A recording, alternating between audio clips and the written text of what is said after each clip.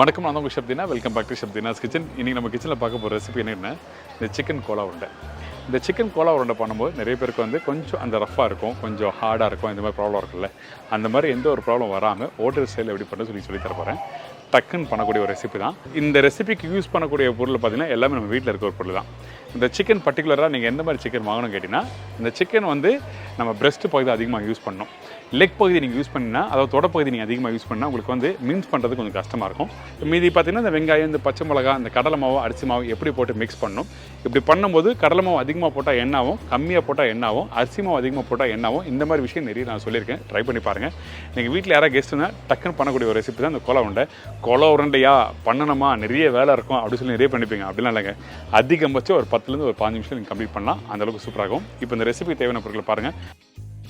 Chicken Cola உருண்டைக்கு தேவையான பொருட்கள் பார்த்தீங்கன்னா, சிக்கன் போன்லெஸ் 1 கிலோ, கடலை மாவு 6 டேபிள் ஸ்பூன், அரிசி மாவு 3 டேபிள் ஸ்பூன், பெரிய சைஸ் வெங்காயம் 2 நம்பர், பச்சை மிளகாய் 3 நம்பர், பூண்டு 8 பல், இஞ்சி 3லேருந்து 4 ஸ்லைஸ், முழுதனியா 2 டேபிள் ஸ்பூன், தேங்காய் பத்தை 3லேருந்து 4 நம்பர், முழு கரம் மசாலா சிறிதளவு, அதாவது தாளிப்புக்கு தேவையான அளவு, சோம்பு 1 டீஸ்பூன், மஞ்சத்தூள் 1/4 teaspoon, chilli powder 1 table spoon, மல்லி பவுடர் 1 டேபிள் ஸ்பூன், கருவேப்பிலை சிறிதளவு, கொத்தமல்லி தேவையான அளவு, உப்பு தேவையான அளவு, எண்ணெய் ஃப்ரை பண்ணுறதுக்கு தேவையான அளவு. இதாங்க இந்த ரெசிபிக்கு தேவையான பொருட்கள். இந்த சிக்கன் கோலா உருண்டை பண்ணுறதுக்கு நம்ம என்ன பண்ணுறோன்னா, ஒரு மசாலா ரெடி பண்ண போகிறோம். நார்மலாக என்ன பண்ணுவோம், வீட்டில் வெறும் அந்த மிளகாத்தூள் தனியாத்தூள் போட்டு மிக்ஸ் பண்ணி ஃப்ரை பண்ண ஆரம்பிப்பாங்க. ஆனால் ஆக்சுவலாக இந்த மாதிரி பண்ணும்போது ரொம்ப நல்லாயிருக்கும். அதுக்கு நம்ம என்ன பண்ணுறோம், ஒரு மண்சட்டியில் கொஞ்சமாக எண்ணெய், அதுக்கப்புறம் முழு தனியாக போடுறோம். அதுக்கப்புறம் சோம்பு, முழு கரம் மசாலா. இந்த முழு கரம் மசாலா பட்டை சின்ன சைஸில் 2, லவங்கம் 2, ஏலக்காய் 2, பிரிட்ஜ் இலை 2. இது கொஞ்சம் முழு கரம் மசாலா அதிகமாக பண்ணணும் நல்லா இருக்காது. அதனால் இந்த குவான்டிட்டி தெளிவாக மென்ஷன் பண்ணியிருக்கேன் இந்த ப்ரிப்பரேஷனுக்கு. அதுக்கப்புறம் கொஞ்சம் கருவேப்பிலை போட்ட பிறகு முழு பூண்டு போடுறோம்.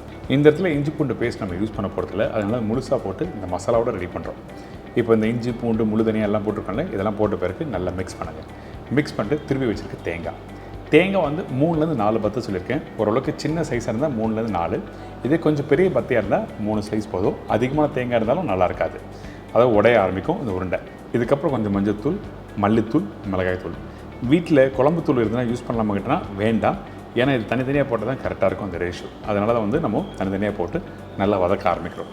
வதக்கும் போது உங்களோட அடுப்போட ஃப்ளேம் வந்து லோ ஃப்ளேம் வச்சு வதக்குங்க. அதாவது மீடியமான ஃப்ளேம் இருக்கலாம், ரொம்ப ஹை ஃப்ளேம் வேண்டாம். இதெல்லாம் போட்டு நல்லா மிக்ஸ் பண்ணிட்டு நல்லா தாராளமாக ஒரு கைப்பிடி கொத்தமல்லி போடுங்க. இதோட கொஞ்சம் உப்பு போட்டு நல்லா சோத்தே பண்ண ஆரம்பிக்கிறோம்.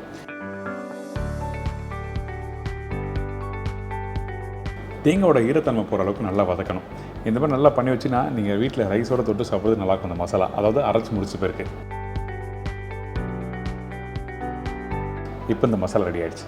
இந்த மசாலா அதிகபட்சம் நான் குக் பண்ண பக்குவம் பார்த்தீங்கன்னா ஒரு 5 நிமிஷம் தான் இருக்கும், ரொம்ப நேரம் இல்லை. ரொம்ப நேரம் குக் பண்ணாலும் பக்குவம் மாறிடும். இதுக்கப்புறம் ஒரு தட்டில் எடுத்து வச்சிடும்.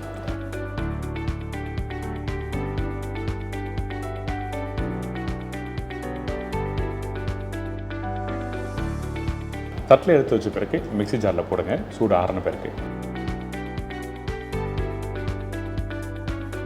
போட்ட பிறகு தண்ணி ஊற்றாமல் நல்லா அரைக்கிறோம். அரைக்கும் போது பார்த்தீங்கன்னா ஃபஸ்ட்டு கொஞ்சம் குறைக்கணும் அரைச்சிட்டு திருப்பி ஓப்பன் பண்ணி ஒரு சின்ன ஸ்பூன் வச்சு நல்லா மிக்ஸ் பண்ணிவிட்டு அரைங்க. ஏன் கேட்டிங்கன்னா கீழ்ப்பகுதி எல்லாமே நல்லா அரைஞ்சிருக்கும், மேல் பகுதி சரியாக அரையாது, பர்டிகுலராக முழுதனியாக. அதனால் நம்ம என்ன பண்ணுறோம், கொஞ்சம் கொஞ்சமாக போட்டு ஒரு சின்ன ஸ்பூன் வச்சு நல்லா அரைச்சிடுறோம். அரைச்சி முடித்த பிறகு இதை அப்படியே தனியாக எடுத்து வச்சுருங்க. இந்த பக்குவத்தில் தான் அரைச்சி வச்சுருக்கணும். அதாவது நான் ரைஸோடு சாப்பிட்டா நல்லாயிருக்கும் சொல்லி சொன்னேன் பார்த்தீங்களா, அது இந்த மாதிரி இருந்தால் தான் நல்லா வாசம் கொடுக்கும், ரொம்ப நல்லாயிருக்கும். இதுக்கப்புறம் நம்ம என்ன பண்ணுறோம், சிக்கன் வாங்கியிருக்கோம். சிக்கன் வந்து எந்த மாதிரி குவாலிட்டி சிக்கன் வாங்க நல்லாயிருக்கும் பார்த்தீங்கன்னா, பர்டிகுலராக அந்த சிக்கன் வந்து அந்த கொழுப்பு இருக்கக்கூடாது, ஸ்கின் இருக்கக்கூடாது, அப்போ தொடப்பகுதி இருக்கக்கூடாது. மார்பு பகுதி அதிகமாக இருக்கணும். தொடப்பகுதி வேணால் ஒரு சின்ன ஒரு 20% அளவு இருக்கலாம், 80% அளவுக்கு பிரஸ்ட் இருக்கணும். அதுக்கப்புறம் நம்ம என்ன பண்ணுறோன்னா, இது எல்லாத்தையும் ஒன்றா போட்டு நம்ம சாப் பண்ண ஆரம்பிக்கிறோம். வீட்டில் மிக்ஸி இருந்தால் யூஸ் பண்ணலாம், அப்படிலாம் இந்த மாதிரி சாப்பரை நீங்கள் வீட்டில் யூஸ் பண்ணிக்கலாம். இந்த மாதிரி சாப்பர் வந்து நிறைய மார்க்கெட்டில் வர ஆரம்பிச்சாச்சு. இதோட லிங்க்கும் நான் தரேன். இது ரொம்ப யூஸ்ஃபுல்லாக இருக்குது நம்ம வீட்டுக்கு.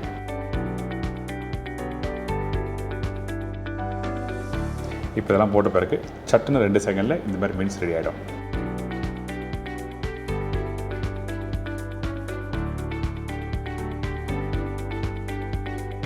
அரைக்கும் போது பார்த்திங்கன்னா இந்த பச்சை கருவேப்பிலை, அதுக்கப்புறம் பச்சை மிளகாய், இந்த மின்ஸ் எல்லாம் போட்ட பிறகு இந்த மாதிரி பக்குவத்தில் ரெடி ஆகிடுச்சு.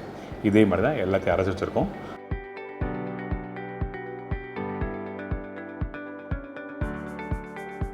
அதுக்கப்புறம் நம்மக்கிட்ட இருக்க இந்த மசாலா இருக்குல்ல, இந்த மசாலாவை இதில் போடுறோம்.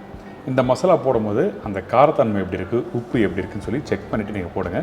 இன்கேஸ் கொஞ்சம் காரம் அதிகமாக இருந்ததுன்னா அதுக்கேற்ற மாதிரி நீங்கள் கடலை மாவு போடுறதுக்கு ஈஸியாக இருக்கும். இப்போ இந்த மசாலா எல்லாத்தையும் ஒன்றா போட்ட பிறகு பொடிசாக கட் பண்ணி வச்சுருக்கேன் இந்த வெங்காயம் போடுறோம். இந்த வெங்காயம் நீங்கள் கட் பண்ணும்போது நல்லா பொடிசாக கட் பண்ணுங்கள். கொஞ்சம் பெரிய சைஸாக போட்டிங்கன்னா உங்களுக்கு என்னென்னா ரவுண்டாக பிடிக்கும் போது 1-2 வெளியே வர ஆரம்பிக்கும். அதனால் பொடிசாக கட் பண்ணி போடணும். அதுக்கப்புறம் கொஞ்சம் கொத்தமல்லி, கடலை மாவு. இந்த கடலை மாவு எதுக்காக யூஸ் பண்ணுறேன்னா பைண்டிங் ஏஜென்ட்டு. நான் நிறைய வாட்டி சொல்லியிருக்கேன், எல்லா பொருளும் ஒன்றா சேர்க்கறதுக்கு இந்த கடலை மாவு ரோல் வந்து ஒரு முக்கியமான ரோலாக இருக்குது. இதுக்கப்புறம் அரிசி மாவு போடுறோம். அரிசி மாவு வந்து நல்லா முறுமுறுப்பு தன்மை கொடுக்கறதுக்காக அரிசி மாவு யூஸ் பண்ணுறோம். இந்த கடலை மாவும் அரிசி மாவும் கொஞ்சம் அதிகமாக ஆனாலும் கண்டிப்பாக நல்லா இருக்காது.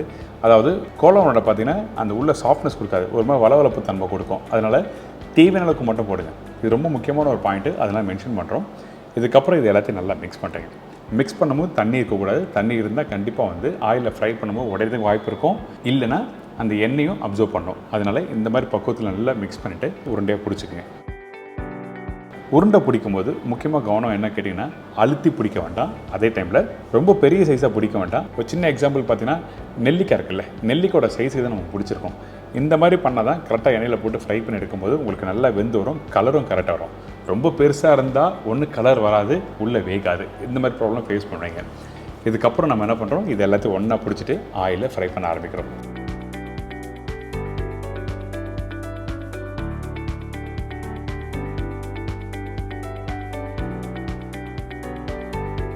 ஆயிலில் ஃப்ரை பண்ணும்போது பர்டிகுலராக பார்த்தீங்கன்னா எண்ணெய் கரெக்டான சூடில் இருக்கணும். சூடு இல்லாத எண்ணெயில் போடாதீங்க. இது எல்லாத்துக்கும் ஒரே காமனான ஒரு விஷயம் தான். சூடு இல்லாத எண்ணெயில் போட்டால் நான் உள்ளே எண்ணெய் பிடிக்க ஆரம்பிச்சிடும் அந்த சிக்கன் பால்ஸில். அதே டைமில் எண்ணெய் ரொம்ப சூடாக இருந்தால் கலர் மாறுமே தவிர உள்ளே வேகாது. அதாவது விஷயம். இப்போ எல்லாத்தையும் 1 by 1 போட்டு நல்லா ஃப்ரை பண்ணி எடுத்துருங்க.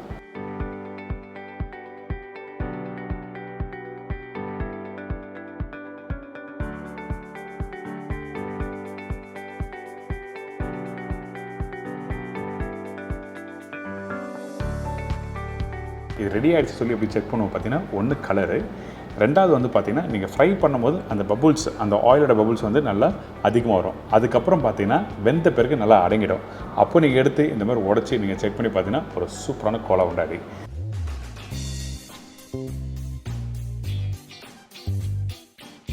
இந்த கோலா உருண்டை ஈவினிங் ஸ்நாக்ஸாக சாப்பிட்லாம், இல்லை இந்த கோலா உருண்டை வச்சு கோலா உருண்டை குழம்பும் பண்ணலாம். உங்களுக்கு எது விருப்பமாக இருக்கோ ட்ரை பண்ணி பாருங்கள். ரொம்ப சூப்பரான ரெசிபி.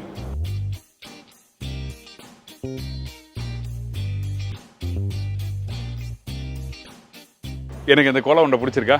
மறக்காமல் ட்ரை பண்ணி பாருங்கள். ட்ரை பண்ணி பார்த்துட்டு இந்த ரெசிபி அப்படியே ஒரு ஃபோட்டோ எடுத்து உங்கள் வீட்டில் எனக்கு முடிஞ்சால் இன்ஸ்டாகிராமில் டேக் பண்ணுங்கள். எனக்கு ஒரு உதவி செய்யணும்னு நினச்சிங்கன்னா அப்போ இன்ஸ்டாகிராமில் டேக் பண்ணுங்கள், இல்லை ஃபேஸ்புக்கில் டேக் பண்ணுங்கள் மறக்காமல். அதே மாதிரி உங்களுக்கு பிடிச்ச ரெசிபி எதுனா இருந்ததுன்னா எனக்கு கமெண்ட் செக்ஷனில் ஃபீட்பேக் கொடுங்க. நான் கண்டிப்பாக ட்ரை பண்ணி பார்க்குறேன்.